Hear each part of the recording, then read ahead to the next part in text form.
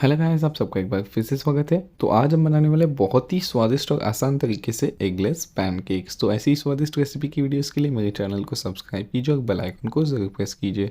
तो सबसे पहले हम एक बड़े से बाउल के अंदर 1.5 कप मैदा लेंगे। फिर हम इसमें डालेंगे 2 बड़ी चम्मच चीनी, आधी चम्मच नमक, 1 बड़ी चम्मच बेकिंग पाउडर, आधी चम्मच बेकिंग सोडा। और फिर हम इन सारे ड्राई इंग्रेडिएंट्स को अच्छे से मिक्स कर लेंगे।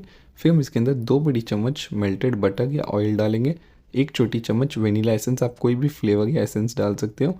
फिर हम इसके अंदर तो हल्का सा गुनगुना दूध डाल के इन सारी चीज़ों को अच्छे से मिक्स करते हुए इसका एकदम स्मूथ सा बैटर तैयार करेंगे। फिर हम एक राउंड चम्मच को अच्छे से घोल से भर लेंगे और इसे गर्मा गर्म पैन के ऊपर ट्रांसफ़र करेंगे और इसे 2 मिनट तक धीमी आंच पे अच्छे से बबल अप होने तक बिल्कुल इसी तरीके से पकाएंगे।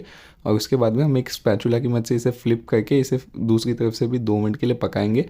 और इसके ऊपर हम काफ़ी सारा हनी स्प्रेड कर देंगे और इसे आप तुरंत ही गर्मा गर्म सर्व कीजिएगा।